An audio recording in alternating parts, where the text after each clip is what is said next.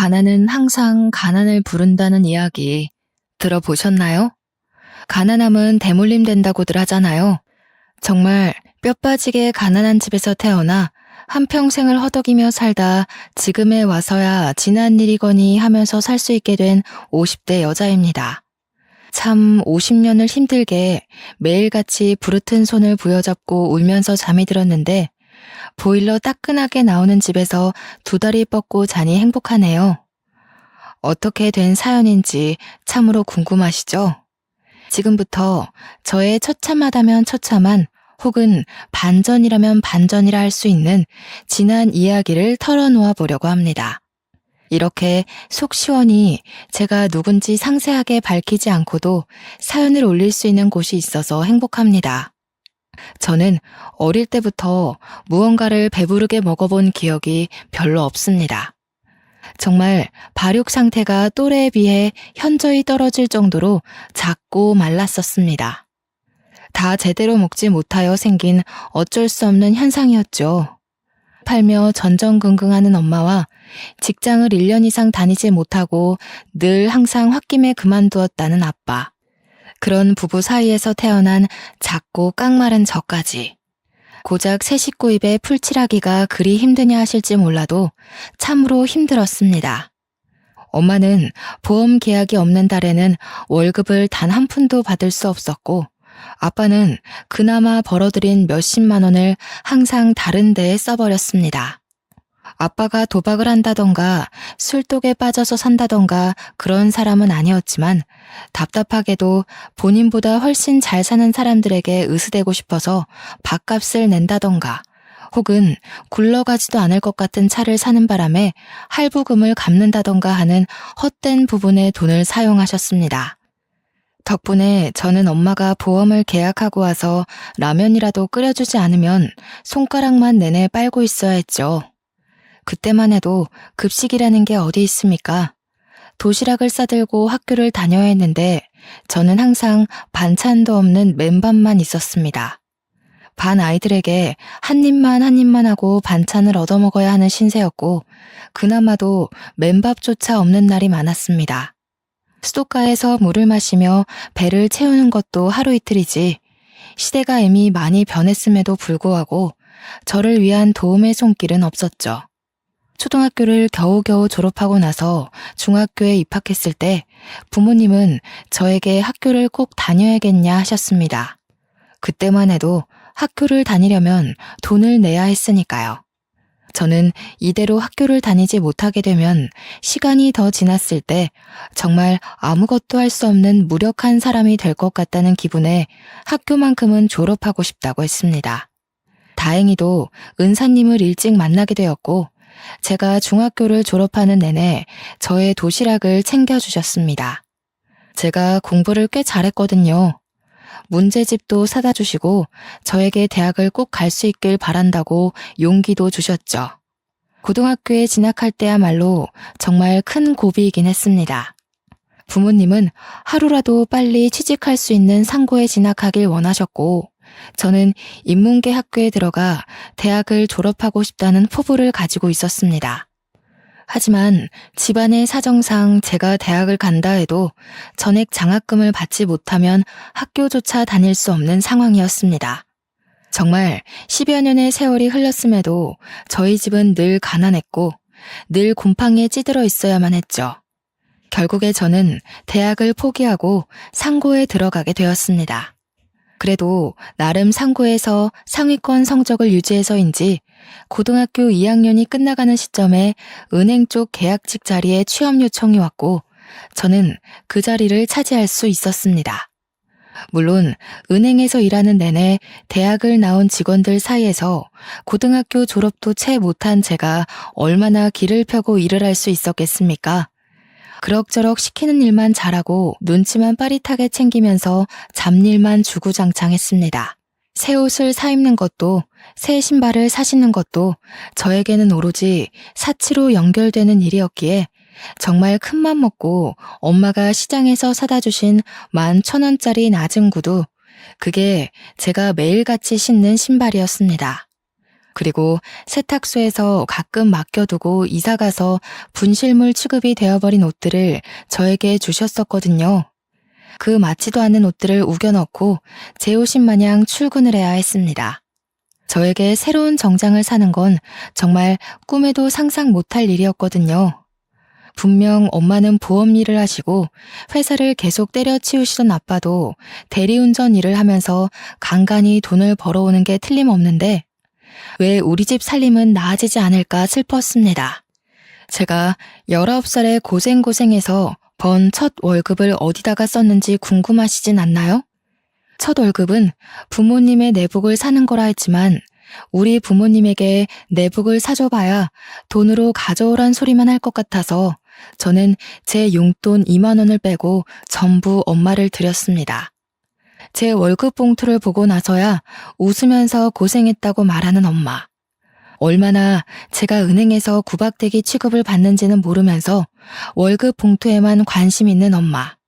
저는 정말 속이 상할 대로 상해버렸지만 그래도 우리 집 형편이 힘드니까 그래서 엄마도 웃음을 잃어가는 거야.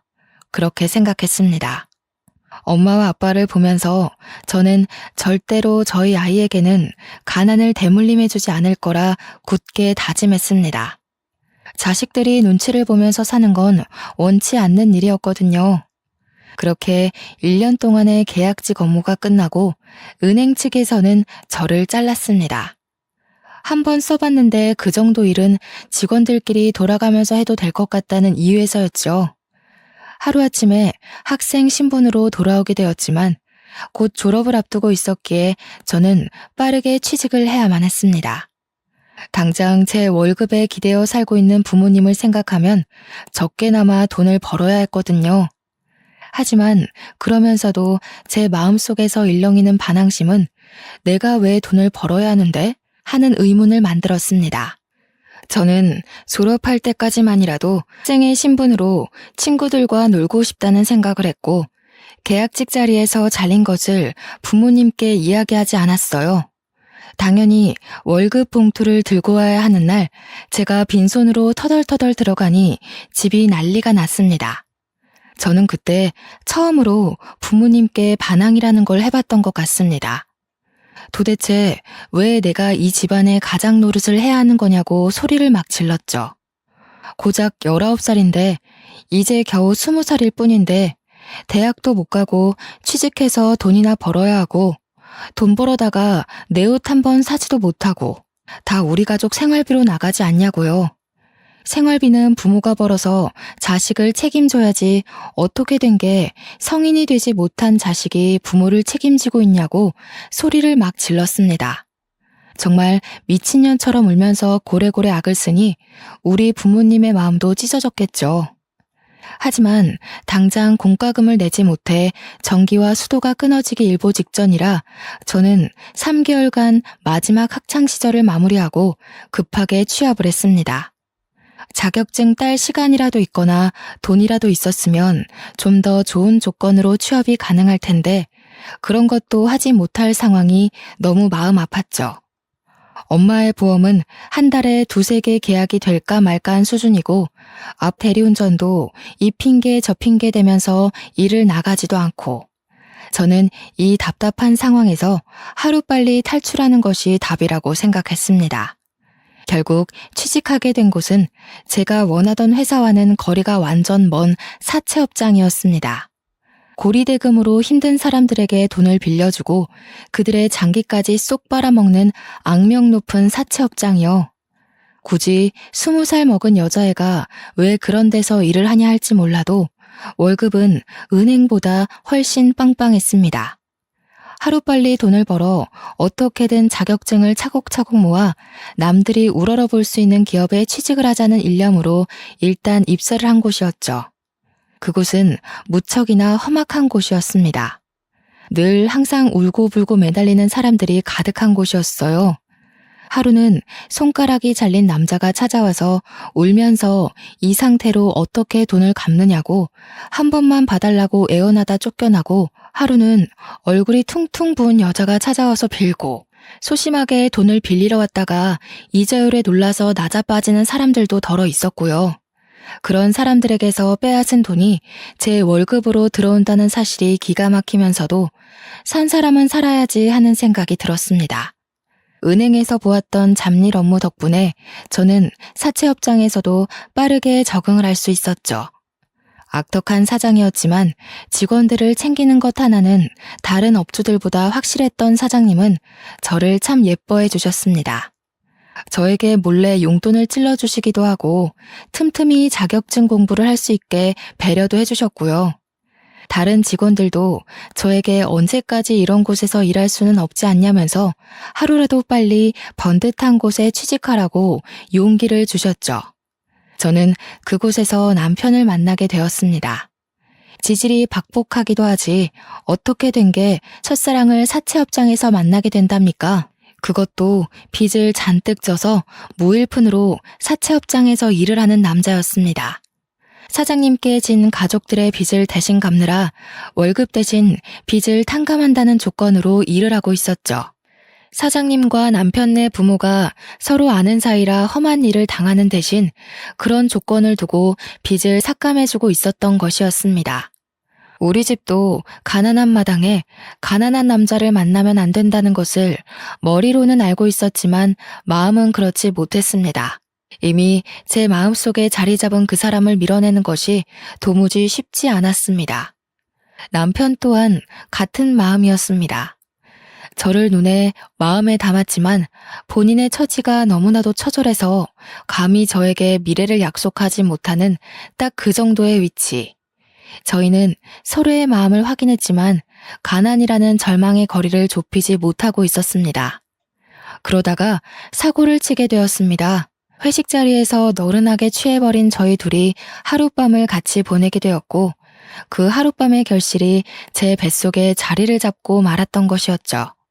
이미 생겨버린 아이를 지우기엔 늦어버린 터라 저희는 결혼식도 올리지 못한 채 혼인신고만 하고 같이 살게 되었습니다. 늘 익숙한 지하 단칸방. 그곳이 저와 남편의 보금자리가 되었습니다. 친정이라고 발붙일 곳이 없었고 시댁이라고 저를 환영해 줄 수 없는 처지였죠. 우리 둘은 가정을 꾸린 부부였지만 서로의 부모를 책임져야 할 각자 가장이기도 했습니다. 가락지 하나 제대로 나누지 못할 정도의 가난함이 우리를 힘들게 했지만 그 와중에 시모가 저에게 가보라며 알이 큰 다이아 반지를 하나 주셨습니다. 본인이 사채 빚에 쫓기며 힘든 와중에도 대대손손 물려오는 반지라 팔 수가 없었다면서 눈물을 흘리셨습니다. 예물 하나 제대로 못 해줬는데 그래도 갑오로 내려오는 반지가 있어서 얼마나 다행이냐며 절대로 팔면 안 된다고 신신당부를 하셨습니다. 본인이 손가락 하나 잘려나간다 해도 절대로 팔 수 없는 물건이라고요. 그 반지는 참으로 영롱했습니다. 엄지 손톱만한 다이아가 달려있는 투박하지만 깊은 반지였습니다. 저는 이 알 하나에 억소리가 날 것이라는 데에 제 전 재산을 걸 수 있었습니다. 그러면서도 한편으로는 의아하기도 했습니다. 아무리 대대손손 물려 내려오는 갑오라고 할지라도 이 반지 하나를 팔면 살림이 엄청나게 좋아질 게 뻔한데 말이죠. 하지만 시모의 신신당부가 제 발목을 잡았습니다. 절대로 팔 생각하지 말고 나중에 며느리가 생기면 꼭 물려주라 했으니까요. 저는 그 반지를 갑오로 생각하며 살기로 했습니다. 아래에 기스라도 날까 싶어서 옷장 깊숙한 곳에 꼭꼭 숨겨두고 힘이 들 때마다 한 번씩 꺼내보면서 스스로를 위로하고 살았습니다. 결혼 생활이란 정말 녹록지 않았습니다. 대물림되는 가난이 싫어 만사까지도 힘들게 일을 했고 육아휴직이라는 게 없었던 회사에 매달리기까지 했습니다. 정말 점만 떼고 올 테니 제발 제 자리를 남겨달라고 사정사정했죠.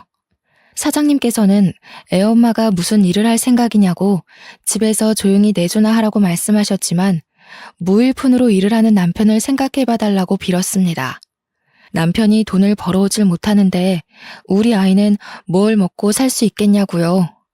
저는 정말 출산을 하고 50일밖에 안 된 아이를 업고 화장실에서 젖을 물려가면서 사채업장에 출근을 했습니다. 직원들이 전부 아이 울음소리에 예민해질 수밖에 없는 상황이었지만 저는 눈칫밥을 먹으면서도 버텨냈습니다.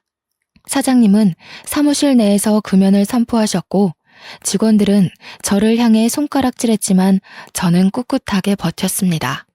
사장님께서는 결국 남편에게 소정의 월급을 주기 시작했습니다. 울고불고 매달리는 갓난아이, 그리고 제대로 먹지 못해 젖이 잘 돌지 않는 저를 보면서 배려를 해주신 겁니다.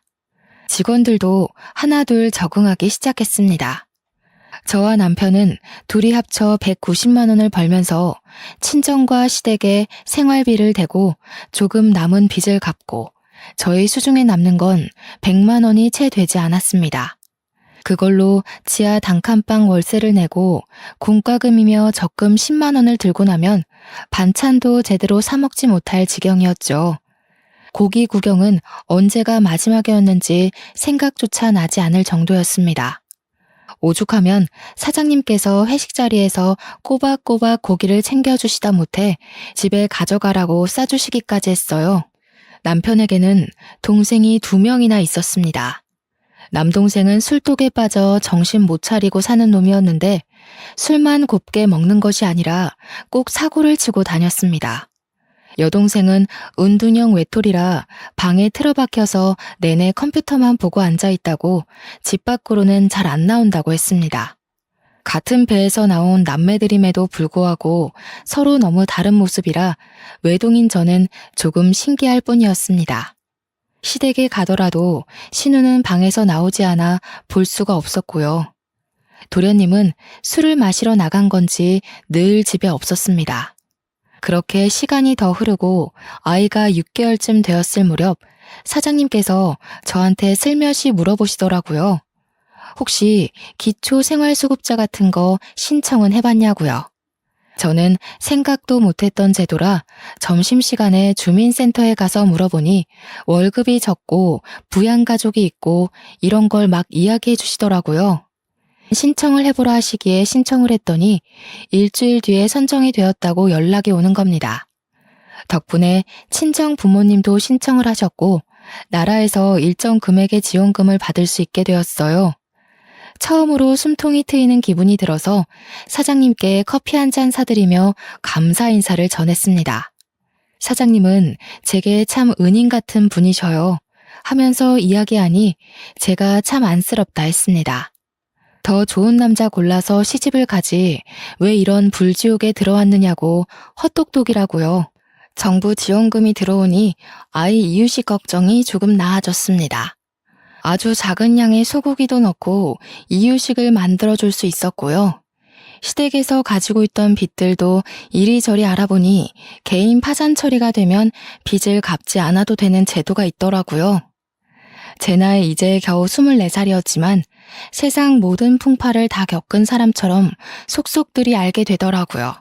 다른 친구들은 이제 막 대학을 졸업해서 취직을 준비하고 있을 텐데 저는 벌써 아이까지 있으니까요. 시댁은 개인 파산 처리도 완벽하게 되었고 남편은 더 이상 빚을 갚아도 되지 않게 되었습니다. 사장님은 바로 남편에게 여기 말고 돈을 더 많이 주는 일자리를 찾아가라며 일용직 노가다 일을 소개시켜 주었습니다. 매일같이 일을 하면 지금 사채업장에서 버는 돈의 1.5배를 더 벌 수 있다고 했습니다. 남편은 누구보다 열심히 몸으로 뛰어 일을 했고 월급이 늘어나니 생활이 더 넉넉해지기 시작했습니다. 저는 늘 옷을 기워 입고 구멍난 양말을 숨겨가며 신었는데 밑창이 다 닳아 비가 새는 신발을 신고 걸어 다녔고요. 우리 아이에게는 그런 가난함을 겪게 하고 싶지 않았습니다. 그래서 새 옷도 사주고 아이를 위한 지원을 아끼지 않았습니다. 적어도 이전처럼 배를 골아야 하는 일은 없었습니다. 그것만으로도 저는 세상을 다 가진 듯한 기분이 들었습니다. 하루하루가 행복해지기 시작했어요. 그런데 그 행복도 아주 잠시였습니다. 뼈 빠지게 일하면서 아이를 보살피고 돈을 차곡차곡 모아가는 시점에 도련님이 사고를 친 것입니다. 술을 진탕 마시고 싸움이 났는데 글쎄 상대방의 안면을 여러 번 가격해서 크게 다치게 만든 것입니다. 그래서 합의금으로 1,000만 원을 물어줘야 하는 상황이 생긴 거예요. 남편이 완전 사직이 된 얼굴로 저에게 모아둔 돈이 좀 있냐며 물어보는데 제 눈앞이 캄캄해지는 기분이었습니다. 그 돈을 왜 저희한테 이야기를 하는지 이해를 할 수가 없었거든요. 그날 저녁 시부모가 저를 찾아와서 죽는 소리를 내더군요. 우리가 개인 파산을 하는 바람에 그 어디에서도 돈을 빌릴 수가 없어. 사채업을 다시 사용하자니 그동안 힘들었던 게 기억이 나서 다짜고짜 돈을 빌릴 수도 없고 너네 모은 돈이 조금 있다는 이야기를 들었다.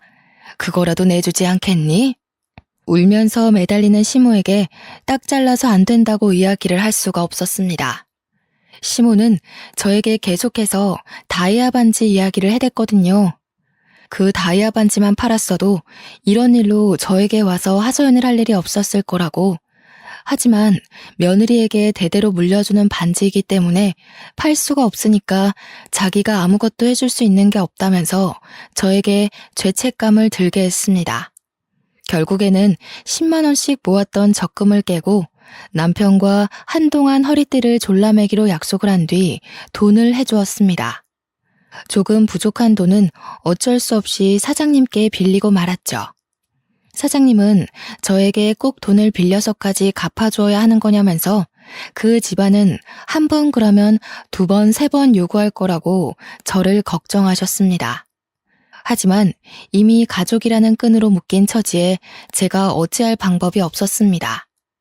어린 나이라 차마 그때는 연을 끊어내야 한다는 걸 상상도 못했던 거였죠. 다행인 건 저희 친정은 그럭저럭 정부의 도움을 받아서 먹고 살 만큼의 형편이 된다는 것이었습니다.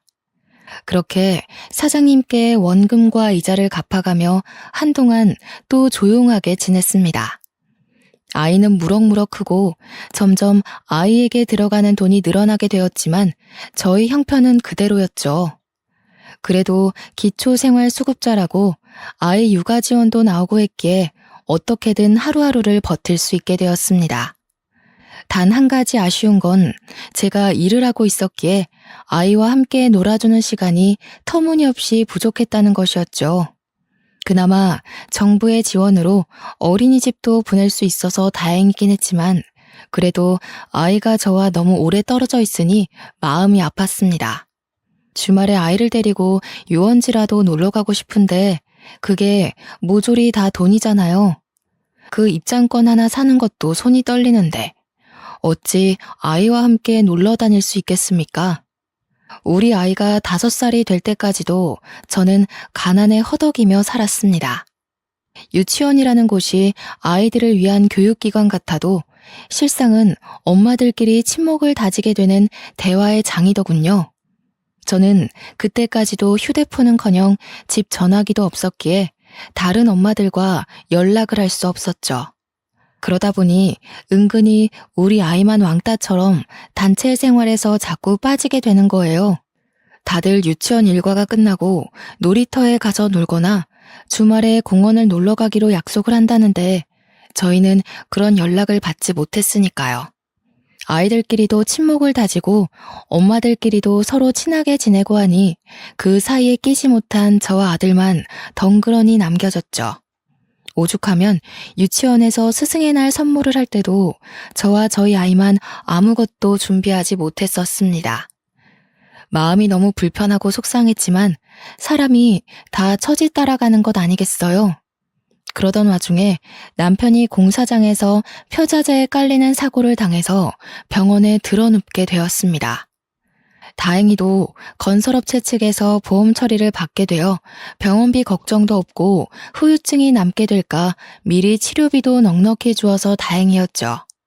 그 돈으로 남편은 저에게 일단 빚부터 갚으라 하여 빚까지 모두 청산을 할 수 있었습니다.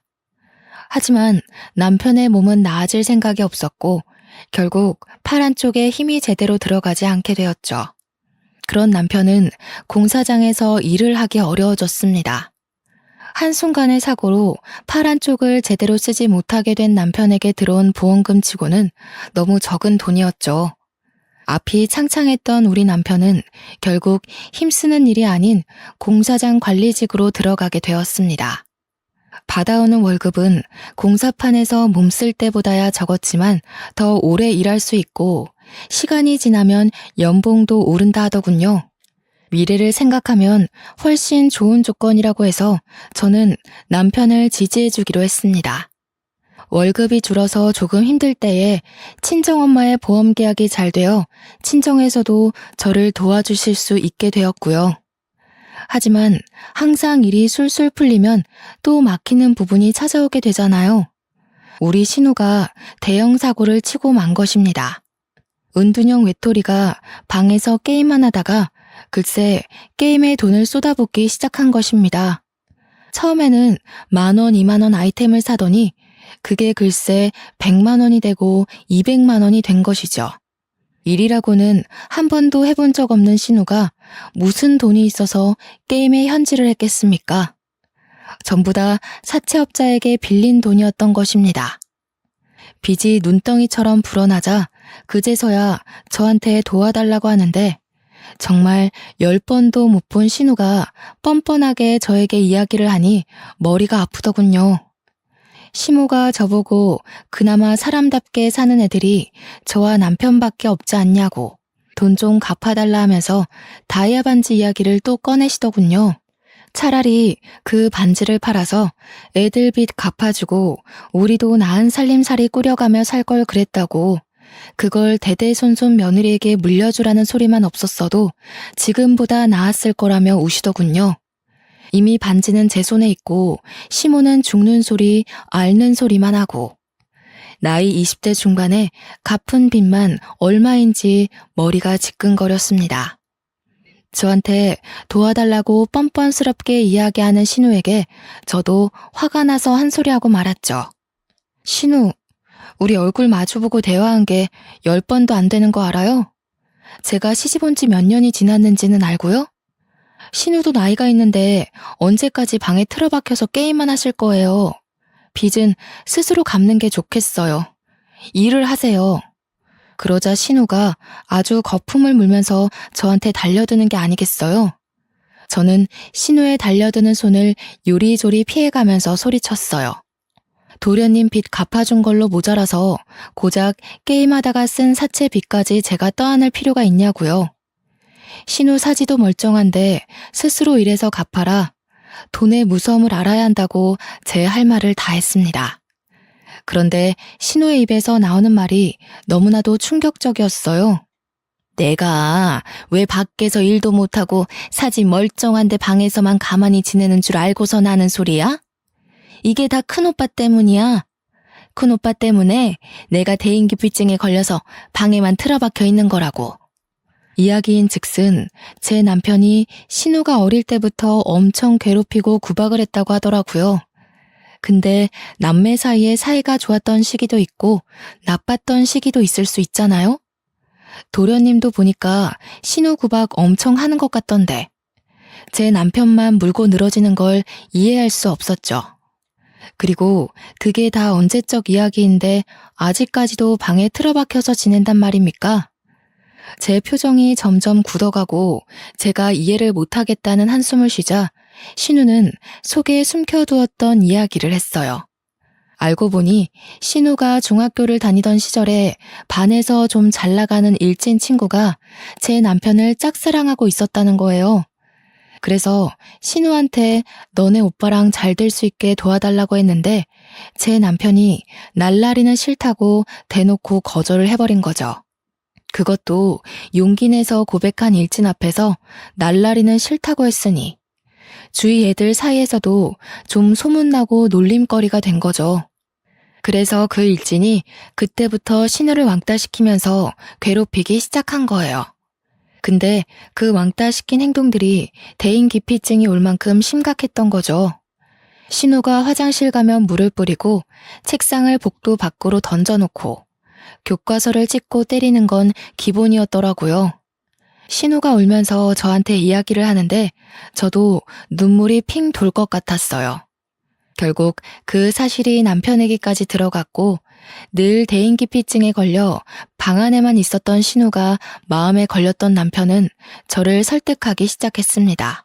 그래도 우리 살림이 점점 나아지고 있으니 신우를 한 번만 도와주자고요. 저는 반대했죠. 우리 아이가 이제 초등학교에 들어가면 돈 드는 게 한두 푼이 아닐 텐데 언제까지 시댁 식구들 도와주며 살 거냐고요. 당신 월급도 줄었고 나도 언제까지 이 업장에서 버틸 수 있을지 모른다고. 우리 아이 친구들이 엄마가 사채업장 다닌다고 놀리면 어떡할 거냐고 했어요. 하지만 남편은 끝까지 저를 설득했고 시모의 다이아 반지 타령에 마음이 기울어가는 건 어쩔 수 없었습니다. 제 얼굴이 근심이 가득하자 사장님께서 저에게 무슨 고민이 있는지 물어보셨습니다. 결국 소주 한 잔에 모든 걸 털어놓게 되었죠. 도련님이 사고 쳐서 돈 빌려간 것도 모자라 신우까지 사고를 쳐서 갚아주게 생겼다고요. 시댁에서는 다이아 반지 타령하면서 저에게 자꾸 짐을 지우는데 이 반지 확 그냥 팔고 싶다고 했더니 사장님이 저한테 그 반지 좀 보여줄 수 있겠네요. 왜 그러시냐 하니까 그거 담보로 이자 없이 돈을 빌려주시겠다는 거예요. 사장님께서 자기 못 믿냐면서 멀쩡하게 보관하고 있다가 원금 갚으면 그대로 돌려주겠다고 했습니다. 날마다 전화와서 저에게 한 번만 더 대출을 받아달라고 말하는 시댁 식구에게도 지쳤고 저는 냉큼 알겠다고 했어요. 벌써 8년째 알고 지내는 가족 같은 사장님인데 저에게 사기를 치진 않겠지 하고 생각한 거죠.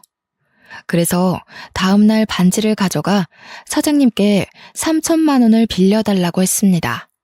그런데 사장님이 동네 금은방 사장님과 같이 오신 거예요. 그 반지가 진짜인지 아닌지 확인해 봐야겠다고 하셨거든요. 저는 솔직히 좀 찜찜하긴 했지만 사장님께서 확인하셔야겠다고 하니까 그러려니 했죠. 근데 금은방 사장님께서 저한테 이게 진짜 다이아라고? 하시면서 사기당했네 하시고 껄껄 웃으시는 겁니다. 사기라뇨. 대대손손 며느리들에게 물려주는 다이아 반지라고 하셨는데요. 아이고, 아가씨 순진하네. 다이아가 이렇게 유리알 같은 색을 내기가 쉬운 줄 아나. 그리고 이 정도 크기면 억 단위나 나가야 하는데 이런 알 구하기 쉽지 않어. 이거 가짜야. 저는 뒤통수를 세게 얻어맞은 듯한 느낌이 들었습니다. 10만 원도 안 하는 큐빅을 가지고 진짜 다이아라고 사기를 쳤다니. 제가 얼마나 억울하겠어요. 그깟 큐빅으로 저에게 뜯어낸 돈이 얼만데 눈물이 줄줄 흘러나오더라고요. 오죽하면 사장님께서 원래대로 반지 맡기고 원금만 갚는 걸로 하자며 3천만 원을 이체해 주셨습니다. 저는 죄송해서 그 돈을 받아서 시댁에 보내야 한다는 생각도 못하고 있었죠. 그날 저녁에서야 남편이 돈은 빌렸냐고 물어보기에 정신이 번뜩 들었습니다. 그리고 남편에게 물어보았죠. 당신도 이 반지가 가짜인 거 알고 있었어? 고작 10만 원짜리 큐빅으로 대대손손 물려오는 반지라며 나한테 어머님이 사기친 거 알고 있었냐고. 그러자 남편이 입을 꾹 다물더군요. 그 뜻이 무엇이겠어요? 긍정의 의미라고 해석해도 문제가 없었죠.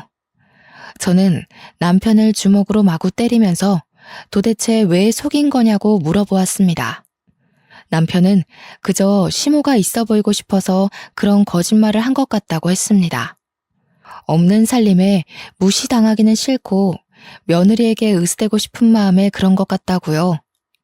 저는 다음날 결국 시댁을 찾아가 시모에게 반지 이야기를 했습니다. 말하면서도 속았다는 게 너무 분하고 쪽팔리기까지 해서 눈물을 줄줄 흘려대며 소리를 막 쳤어요. 이거 다 가짜라면서요. 그 반지 다이아가 아니라 큐빅이라고 하더라고요. 그걸 속인 것도 모자라서 계속 다이아 운운하며 저한테서 돈을 뜯어가신 거예요? 아니, 또 그걸 진짜인지 가짜인지 확인해봤단 말이야? 너 그거 팔려고 알아본 거지? 내가 절대로 팔면 안 되는 거라고 했는데 어쩜 그런 행동을. 그깟 큐빅 가지고 신우이랑 도련님 빚 갚아달라고 당당하게 요구하시고 생활비까지 받아가신 거예요. 저는 더 이상 이 집구석에 돈 못 들여요.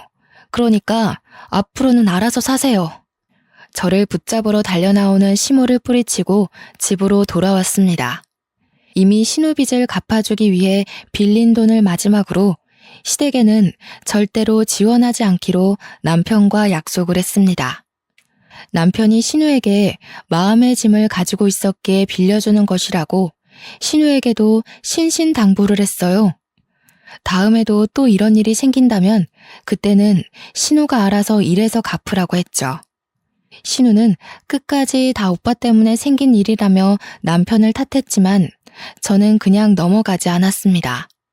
신우, 이게 마지막 기회라고 생각해요. 집구석에서 얌전히 숨만 내쉬며 살던가 아니면 일을 해서 돈을 벌어 쓰세요. 시모도 저에게 끝까지 진짜인 줄 알고 살았으면 평생 행복한 마음을 가지며 살 수 있지 않았겠냐며 오히려 제 탓을 했어요. 정성이 중요한 거 아니냐 변명을 해대길래 저는 시모에게 그런 거짓말에 속아 돈을 여태 몇 천만 원을 해드린 건지 알고는 있냐고 대답했고요. 그 돈 저에게 돌려주시고 갚을 생각 아니면 앞으로 반지 이야기하지 마시라 했습니다. 남편이 공사장 내근직으로 일을 해도 여기서 빚 갚고 저기 빚 갚고 너무나도 힘들었습니다.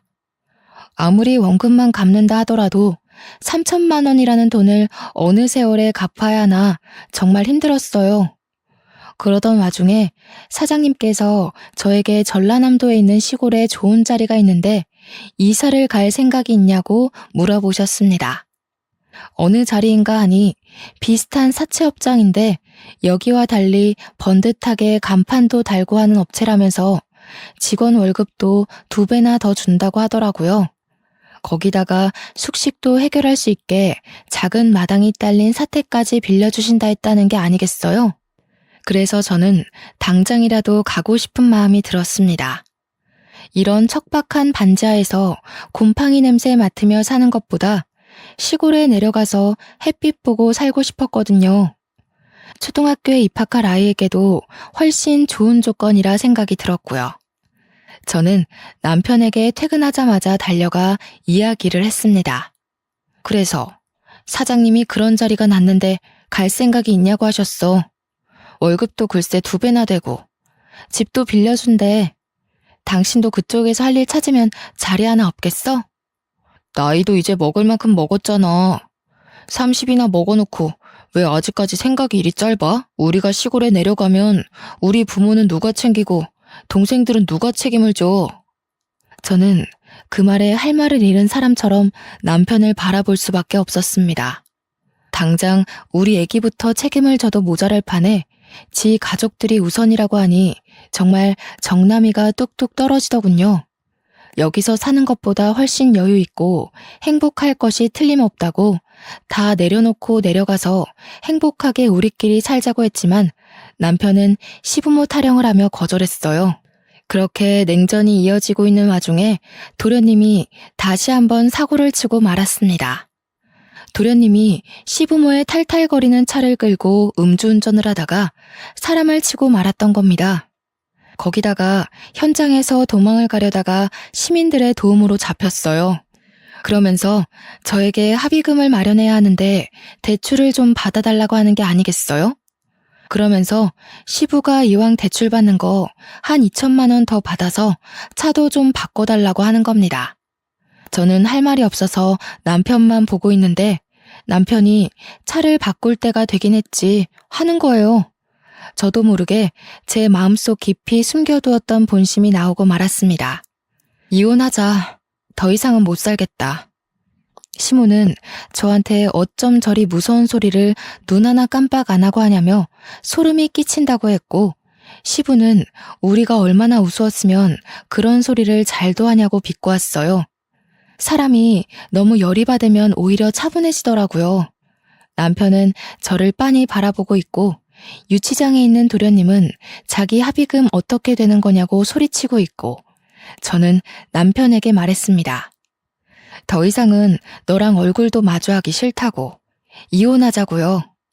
시댁 식구들은 저에게 남편 없이 얼마나 잘 살 수 있을 것 같냐면서 여자 혼자 애 키우는 게 쉽냐고 소리를 질러댔어요. 저는 상관없다고 죽이 되든 밥이 되든 당신네들이랑 엮이지만 않으면 행복할 것 같다고 했습니다. 다음날 출근해서 사장님께 전라도로 가겠다고 했고 이혼도 할 거라고 했습니다. 그러자 사장님께서 아주 잘 생각했다면서 이혼 선물로 빚은 갚은 걸로 쳐주겠다고 하시는 거예요. 하지만 이혼 서류 제대로 도장 찍어야지만 탕감을 해주시겠다고 했습니다. 저는 그 길로 남편에게 이혼 서류에 도장을 찍으라고 종용했고 남편은 3일을 버티다가 결국 제 요구를 들어주었습니다. 양육비는 죽어도 못 준다고 먹고 살 돈도 없다고 우는 소리를 하길래 나중에 한 번에 받겠다고 으름장을 놓았어요. 저는 아이를 데리고 전라도로 이사를 왔고 저희 친정 부모님도 함께 내려오셨습니다. 어차피 대리운전이나 보험은 지역에 상관없이 일을 할 수 있었으니까요. 저는 부모님께서 아이도 돌봐주시고 오히려 시골에 와서 더 뛰어놀고 친구들과 잘 지내는 아이를 보며 마음의 안정이 찾아오더군요. 월급도 기본보다 훨씬 올라서 살림은 당연히 더욱 넉넉해졌고요. 그렇게 아이의 나이가 중학생이었던 무렵쯤 제가 꿈을 꾸게 되었습니다. 그날은 제 39번째 생일이었던 날이었어요. 꿈에 돼지가 떡하니 제품에 안겨서 꿀꿀거리는 꿈이었습니다. 원래 돼지 꿈을 꾸면 복권을 사는 거라고 하잖아요. 그래서 속는 셈 치고 평소에는 사지도 않는 복권을 2장 샀습니다. 그런데 글쎄 동전으로 은박을 박박 긁었는데 무려 5억짜리 복권 2장이 당첨된 겁니다. 저는 1장도 아니고 2장이나 당첨되어 정말 턱이 빠질 정도로 입을 떡하니 벌리고 말았죠. 꿈인가 싶어서 볼을 꼬집어 봤는데 아프더라고요. 한참을 가족들과 진짜야 가짜야 진짜야 가짜야 확인을 하고 서울로 몰래 올라와 복권을 바꾸었습니다. 세금 떼고 나니까 7억 가까이 되는 돈이 들어오더군요. 갑자기 돈이 생기니 뭐부터 해야 할지 모르겠는 거예요. 그래서 부모님이 가진 빚을 갚아드리고 아이를 위해 교육비를 묶어놓고 우리 가족이 살 집을 얻었습니다. 그리고 남은 몇 천으로 주식이 돈이 된다길래 주식에 투자를 했어요. 근데 제 가슴이 콩할 만한지라 오르자마자 빼게 되더라고요. 그때까진 그게 단타라 먹고 빼는 거라는 걸 몰랐죠. 수익이 꽤 나고 돈이 막 불어나게 되니까 정말 가만히 있어도 웃음이 나더라고요. 그 돈으로 지금까지 잘 먹고 잘 살고 있습니다. 물론 일도 계속하고 있고 전라도에 완전히 자리를 잡아서 아이 교육도 빵빵하게 시켜주고 친정 부모님 모시고 큰 집에서 행복하게 지내고 있어요. 나이 50이 되고 나니 쇠약해진 부모님 걱정이 되긴 하지만 공기 좋은 곳에서 살며 틈틈이 작은 주말 농장도 짓고 지내고 있습니다. 전남편네는 결국 전남편까지 개인 파산하고 통장조차 쓰지 못한 채 지내고 있다고 들었습니다. 저도 정말 평생 먹고 살 만큼 넉넉한 건 아니지만 우리 아이 하나만큼은 잘 키울 수 있을 정도로 넉넉합니다. 오늘은 우리 아들이 군 생활을 마치고 돌아오는 날입니다. 공부하느라 군대도 늦게 가게 되었는데 얼마나 듬직해졌을지 궁금하네요. 여러분, 행복은 가지고 있다고 찾아오는 게 아니더라고요. 어느 부분 포기하고 나니까 더 큰 행복이 찾아왔습니다. 여러분에게도 정말 좋은 행운이 그리고 큰 행복이 찾아오길 바라겠습니다.